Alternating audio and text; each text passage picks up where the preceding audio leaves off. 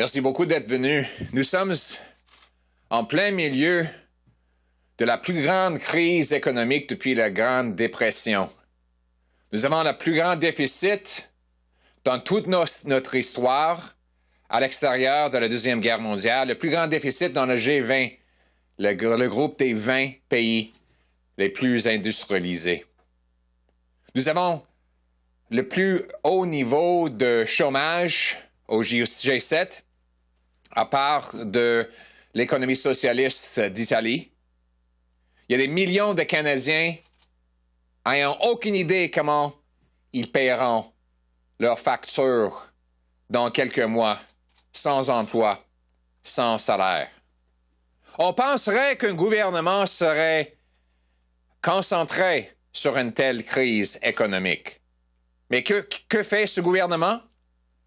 Pas de budget dans une période raccord de 18 mois, même si les 10 provinces et 3 territoires ont pu présenter des budgets, même si l'Angleterre, la France, le Japon, l'Allemagne ont pu présenter des budgets, ce gouvernement n'est pas capable. Des mises à jour des dépenses de chaque 2 semaines que présentait Bill Morneau sont disparues. Selon le directeur parlementaire du budget, il y a 40 milliards de dollars de dépenses sans aucun détail. On se demande s'il y a quelqu'un qui gère nos finances et notre économie pendant cette crise. Qu'est-ce que le Parlement peut faire? Mais normalement, c'est le comité des finances qui agirait là-dessus. Alors pourquoi le comité des finances ne fait rien maintenant? Parce que les libéraux ont commencé une filibustered, des discours sans arrêt pour empêcher le travail du comité des finances pendant la crise. Parlons des faits. Les libéraux ont prononcé 171 000 mots pendant 30 heures pour empêcher et paralyser le travail du comité des finances pendant 5 semaines. En plein milieu d'une crise économique, le comité qui est responsable pour l'économie est paralysé par le gouvernement. Et ces discours-là qu'ils prononcent dans le comité, est-ce qu'ils ont rapport avec l'économie? Non, non, non. C'est des discours par rapport à la Bible chrétienne, au Torah juif, au Coran islamique, par rapport aux philosophes grecs. Il parle des personnages des dessins animés comme Pokeroo. Oui, c'est vrai. Pendant une crise économique au comité des finances, vos députés prononcent des discours par rapport à Pokeroo au comité des finances. Ils prononcent ces discours-là pourquoi? Afin d'empêcher la divulgation des documents unis, dans le scandale uni. Moi, j'ai simplement mis une motion pour protester le fait qu'il y avait 1000 pages de documents liés à ce scandale caviardé. Et au lieu de simplement donner les documents aux légistes pour une revue objective, les libéraux ont continué ces 5 semaines de discours qui n'ont rien à voir ni avec le scandale, ni avec l'économie dans la crise COVID-19. Nous sommes dans une crise, les gens sont en train de souffrir, les petites entreprises sont en train de fermer. Le comité des finances n'a même pas pu repérer le projet de loi pour l'aide à loyer des entreprises parce qu'on était paralysés. Et maintenant, 2 mois après le début de ce programme pour aider les petites entreprises à payer leur loyer, on n'a pas de programme. Pourquoi? Parce que le comité des finances n'a pas pu faire son travail pour corriger les erreurs de la ministre. C'est urgent, là. C'est la raison pour laquelle je suis ici aujourd'hui afin de mettre à côté mon chapeau partisan et de proposer un compromis afin de mettre fin à cette obstruction au comité. Les libéraux ont caviardé 1074 pages de documents dans le scandale uni. Il dit que la raison pour laquelle il ne peut pas divulguer ces documents sans caviardage, c'est parce qu'il y a des secrets de cabinet dedans. D'accord. Si c'est vraiment le problème, les conservateurs seront d'accord pour mettre à côté ces documents qui sont marqués de secret du cabinet. Mettons-les à côté pour l'instant. Et donnons tous les autres documents aux légistes parlementaires, c'est l'avocat de tous les parlementaires de tous les partis, pour voir si ces documents devraient être livrés et divulgués au public. Faisons-le aujourd'hui. Permettons le légiste, qui n'est pas un conservateur, ni un libéral, ni un néo-démocrate, de faire son travail et d'en faire rapport pour que les Canadiens puissent savoir si oui ou non il y a un camouflage dans tous ces documents caviardés. Et finalement, en faisant ça, on peut recommencer le travail du comité des finances afin de nous adresser à la crise économique qui détruit les vies des Canadiens. Faisons notre travail. Nous sommes élus ici, pas pour jouer les jeux politiques et pour parler de Pokeroo ou des philosophes grecs ou d'autres enjeux qui ne sont pas liés à la crise. Les gens souffrent. Ils ont besoin des actions directes et immédiates. Agissons pour les Canadiens et non pas pour des camouflages. Donc, nous proposons ce compromis et nous nous attendons à ce que le gouvernement nous réponde rapidement pour qu'on puisse mettre fin à cet jeu pendant une crise lorsque laquelle les Canadiens ont besoin de nous. Merci beaucoup. Now in English. We're in a massive economic crisis here. It's the biggest economic crisis since the Great Depression. We have millions unemployed, with the second highest unemployment in the G7. Only socialist Italy has a higher unemployment rate. We have the biggest deficit in Canadian history outside of the Second World War. In fact, it's the biggest deficit in the G20. We are heading quickly towards a financial crisis if we do not act. Small businesses are being evicted because the government's third attempt at introducing a rent assistance program failed when the minister couldn't even draft her own bill, and the Finance Committee was prevented from fixing her mistake. I have phone calls, we all have phone calls, from small business people who are in tears, terrified that their life savings are going up in smoke. With lockdown after lockdown to protect Canadians from the pandemic, we have people who are losing their livelihoods, losing their retirements, losing everything. Now, you would think the government would be focused on that problem. Well, you'd be wrong. We haven't had a budget in a record 18 months. Every province and territory has been able to introduce a budget, but not the Trudeau government. Germany, the United Kingdom, France, and Japan have all been able to introduce budgets during COVID, but not Justin Trudeau. Now, what can Parliament do? Well, we have something called the Finance Committee, perfectly suited to help the government and Canadians get through a crisis like this. Over 800 people have called to ask to be witnesses at the Finance Committee. Small businesses, labor leaders, other groups are calling, demanding that their voices be heard. Why have they been silenced? Well, because this government has paralyzed the Finance Committee in order to cover up the we documents. You remember those 1,000 pages of documents? We simply asked that they be released without black ink all over them. Well, in order to avoid doing that, Liberals have begun to give speech after speech, almost 30 hours of speeches, 171,000 words spoken. paralyzing the committee for 5 weeks. And these speeches, what are they about?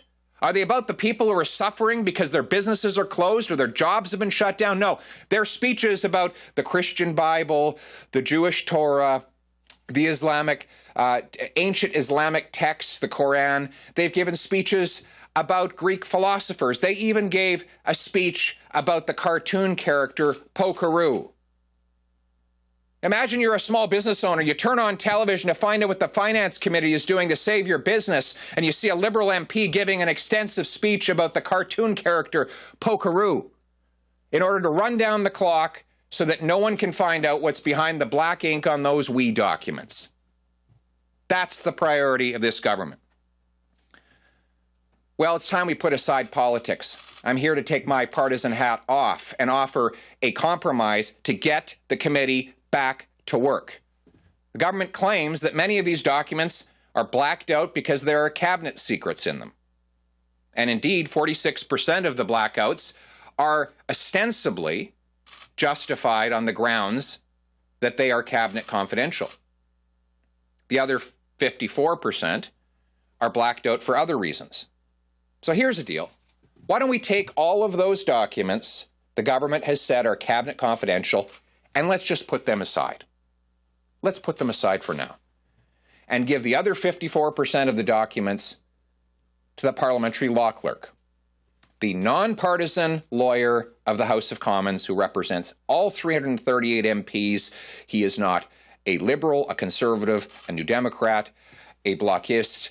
He is a nonpartisan lawyer to all of us. Let him look at those documents that the government has blacked out, other than the cabinet confidentialities, and report back on whether this is a cover-up or whether the blackouts are legitimately justified. If Trudeau has nothing to hide, he will accept this compromise before I even walk out of this room today. And for God's sakes, he will do it immediately so that we can get our committee back to work, so that the hundreds and hundreds of desperate organizations that want to testify about the devastation in their economic lives can get here and make their point and prepare for eventually introducing a federal budget, something we haven't done in a record 18 months. So let's hand over the documents. Let's put on our big boy pants, Mr. Trudeau, and let's get back to work. Thank you.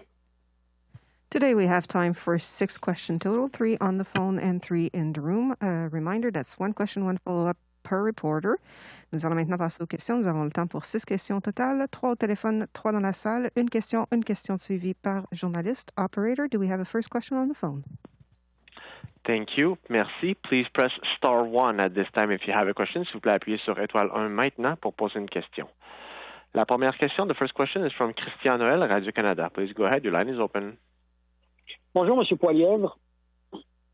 Bonjour. J'aimerais vous amener à Québec, où Hydro-Québec essaie d'investir dans l'énergie verte au nord des États-Unis, alors que le régime de pension du Canada, de façon indépendante, investit dans une compagnie gazière qui, elle, met les bâtons dans les roues d'Hydro-Québec dans le nord de l'Angleterre. D'avoir 2 sociétés d'État comme ça qui se retrouvent dans un concours de circonstances dans 2 positions opposées, un sur les changements climatiques et l'autre dans l'énergie fossile. Vous en pensez quoi, vous, de votre côté? Honnêtement, j'essaie d'éviter les discussions par rapport au Fonds de pension du Canada parce que c'est investi par des experts indépendants et je ne veux pas que les politiciens ou politiciennes s'y interviennent. Les politiciens ne sont pas les bonnes personnes à décider où mettre notre capital et où mettre nos investissements de pension. Donc, je vais éviter le commentaire là-dessus. Je m'excuse. Je comprends. Donc, ce que je comprends dans ce cas-là, c'est que, par exemple, il y a certains groupes d'investissement comme la Caisse de dépôt qui souscrivent à des politiques mondiales d'investissement durable. Si je comprends bien, vous seriez contre le fait que le gouvernement fédéral change la loi qui a créé le régime de pension du Canada pour inclure un objectif d'investissement durable ou d'investissement précis sur les changements climatiques. Mais le fonds de pension du Canada a un seul but. C'est de fournir une pension aux Canadiens retraités le plus sûr et sécuritaire que possible. C'est ça leur but. Ce n'est pas d'avancer les objectifs des politiciens. Opérateur, prochaine question. Merci. Thank you. The next question, la prochaine question is from Maura Forrest, Political. Please go ahead, your line is open. Votre ligne est ouverte. Thank you. You say you're offering a compromise today. If the Liberals don't go for this, how long are you willing to let this standoff go on for? The standoff shouldn't go on another minute. We have to put an end to it now. Canadians are waiting. 800 witnesses have asked to appear. We haven't had a budget in a record 18 months, and there's no way that the government can start preparing another budget until we get those consultations at Finance Committee to provide the input. So we've got to get it done immediately. I expect, though, the Liberals will agree to my proposal today, because they say that the only reason they can't remove that black ink is because there are cabinet secrets buried behind it. So I've said put aside the cabinet secrets and give everything else to the law clerk. I have no doubt that the government will accept that compromise, unless they were lying all along about the real reasons why they put black ink on those documents. Okay, thank you. I guess what I was trying to get at is, if they don't accept what you're offering today, are you insisting that you will not back down on this? How much longer could this filibuster go on for? And my follow-up question is, do you feel that this is something that Canadians still care about? Or do you think they're still paying attention to what's going on here after all these weeks? Well, I have nothing to back down from. I'm not the one doing the filibuster. If you look at the word count, something like 95% of the words spoken in this speech-a-thon have been spoken by Liberals. So it's them that have to stop talking out the clock. There's nothing more than we can do other than offer them things to get them to stop. It's their filibuster, not mine.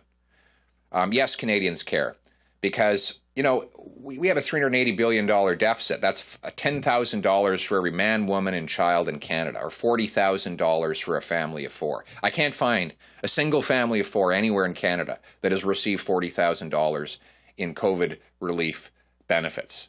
So we got to find out where all the money's going, because it sure as heck is not reaching the people. Yes, there's been some good programs, the wage subsidy, the CERB, we've supported all those, but none of them add up to $40,000 for every family of four. So there are a bunch of parasitical Liberal insiders who are getting between the government and Canadians and sopping up that money. That's what was going to happen with this scandal.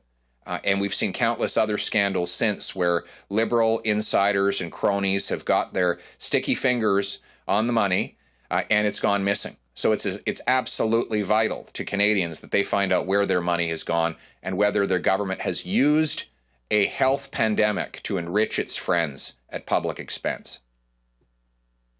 Operator, next question. Thank you. Merci. There are no questions on the phone anymore. I'll take questions from the room. You go ahead. Good morning, Mr. Poilievre. My name is Mohamedi. I'm with the Canadian Press. The leader of the government in the House, Mr. Pablo Rodriguez, tweeted an hour ago, quote, "We have now agreed to send unredacted documents to the law clerk, except those that were redacted to protect cabinet confidences and unrelated materials." So, are you satisfied with this? Is this enough? It's kind of, I see it close to what you were saying. The only difference is that Mr. Rodriguez is claiming that he can decide what's unrelated. That's the key sticking point. But if these documents that he wants to cover up were really unrelated, why were they included in the original bundle and blacked out? If they're totally unrelated to the WE controversy, why did the government put them in the bundle of WE documents and then cover them in black ink? The answer is because they are obviously related, and we just want the parliamentary law clerk to look at them and confirm whether or not they are irrelevant to our study. But if the government insists that it needs to put aside what it claims are cabinet confidences, fine. We'll do that for now. Put them aside for the moment. And let's look at every other document under the eyes of the law clerk, who can review them in private and report whether or not anything should be released. And if Mr. Rodriguez has nothing to hide, if Mr. Trudeau has nothing to hide, he'll agree immediately to my offer. Just to follow up, some Liberal MPs in the Finance Committee and the Ethics Committee actually described the opposition attempt to look at these documents as, quote, a fishing expedition. What do you think of that? Well, why don't they just give the documents over to the law clerk and let him decide? And if there's nothing damaging to the government, Trudeau's done nothing wrong here, then he'll just hand over the documents, let the law clerk confirm that. But remember, his family got over $500,000 of payments from the We organization that he turned around and tried to give that group $500 million. Trudeau has actually shut down Parliament to stop the We investigations, threatened an election, and carried out this 171,000-word, 5-week, 30-hour filibuster, all of which provokes suspicion that there are some very dark secrets he is trying to keep under wraps. If I'm wrong, great. Give the documents to the law clerk and he'll say so. Thank you. David? Good morning, Mr. Poilievre. David Thornton, CBC News. Do you feel like you're failing to do your job as opposition? Because it sounds like you're giving in a little bit. We are proposing to get 54% of the documents that are blacked out immediately, let the law clerk find out what's in them, and report back to Parliament. And then we can, based on what we find in that respect, we can determine whether or not we need more further documents. But just a couple of weeks ago, you were saying that you're entitled to these documents, and now you're saying you're only going to request 54%. So are you failing to do your job as opposition? We are entitled to get all of the documents. We want them all as quickly as possible. We're going to get the first batch through this proposal, and then we'll see if there's a need to go further. Mackenzie? Hi, Pierre. Mackenzie Gray with CTV News. Over the weekend, there's been much talk online about Canada's piecemeal response to COVID-19, how provinces have made different restrictions and different rules based on each jurisdiction. Two questions to you. Who do you think in each province should be making decisions? Should it be based on the health advice, or should concerns and interests of businesses be put into play? And secondly, if it is brought forward at the federal level, if the Emergencies Act is proposed by the Prime Minister, is that something the Conservative Party would support at this point in time? Well, we're not going to tell the provinces how to do their jobs. I'm a federal MP in the federal opposition. That's my role. At a federal level, the failure has been leaving the borders open for months after military intelligence warned of the risk of COVID-19, giving away our PPE to China and destroying the rest, and the glacial speed with which the government has approved rapid testing. Those are the principal failures of the federal government that have made Canada worse than most countries in our COVID mortality rates. As for the Emergencies Act, Conservatives are not proposing the Emergency Act be used at this time. Is there a threshold at which, whether it be case numbers in certain provinces or a situation where hospitals are overwhelmed, that you think at some point down the line, as we look at the trajectory that we're on, that it could be a useful tool or something that's necessary to be used? We're not proposing that. Thanks. And I will check if we have our last question on the phone. Thank you. Merci. We do not have questions on the phone. Nous n'avons pas de questions sur le téléphone. This concludes the press conference. Beaucoup.